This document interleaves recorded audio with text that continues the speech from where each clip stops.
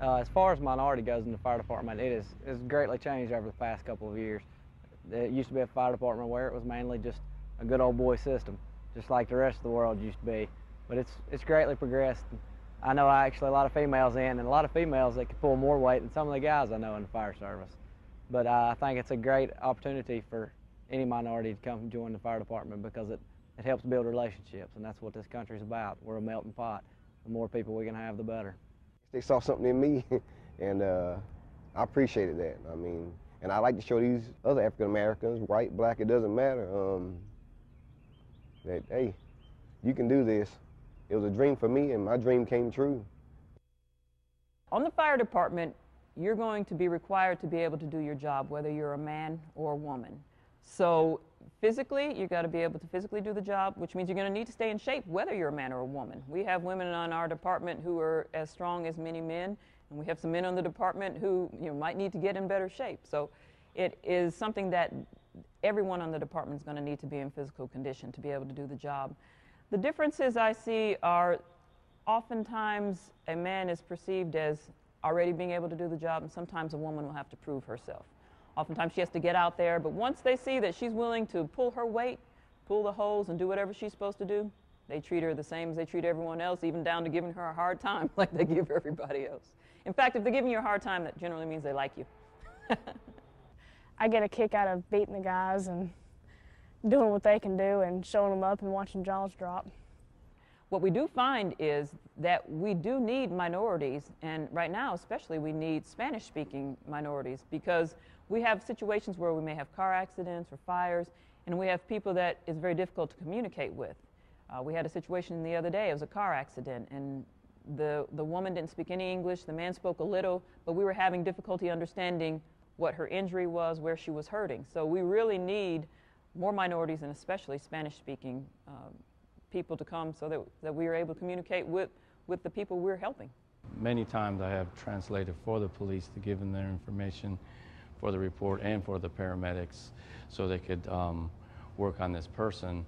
And there's times I had to ride him back in the ambulance to take him to the hospital and translate and find out what their vitals and how they're feeling and more information that they need.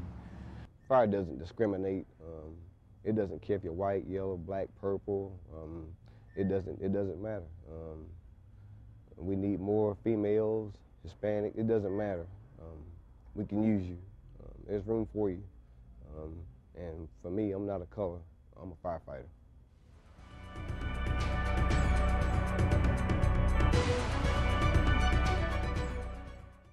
Every trip, every time.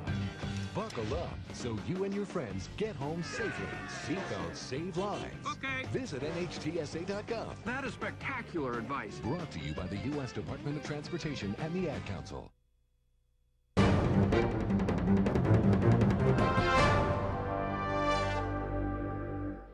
A volunteer firefighter is a member of his own community who is willing to take time away from his family in order to serve the whole community and protect them from the dangers that we encounter every day. If someone came to me and said they wanted to be a volunteer firefighter, I would say that was one of the best things they could do with their life. Because when you're a firefighter, you're actually getting an opportunity to give back to the community, to help somebody in their time of need.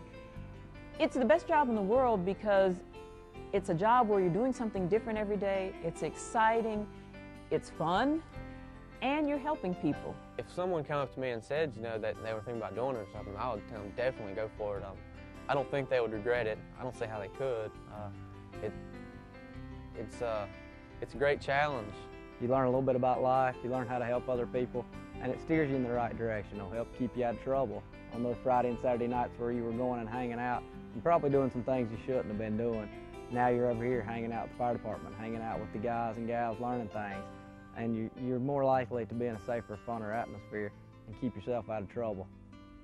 And it doesn't take that much time. It just takes a desire to help others. There's just so many different things that, you can specialize in different areas. You can just keep yourself to one, or you can just learn a lot of different trades. You can learn a lot of different skills. So it's kind of unlimited to whatever you want to do. If you'd asked me this time last year what I wanted to do, I could have probably told you 5 or 6 different things and really not known. So and now I do. So that's one great thing that come out of being a volunteer. I actually know what I want to do in life now. So. It's vital that we have volunteers. I mean, it would collapse if we didn't have the volunteers. The sense of pride you get from being able to give to your community is unlike anything you'll get anywhere else. And you're making an impact on people's lives when they need it the most. It's a great job. Hands down, it's the best job in the world.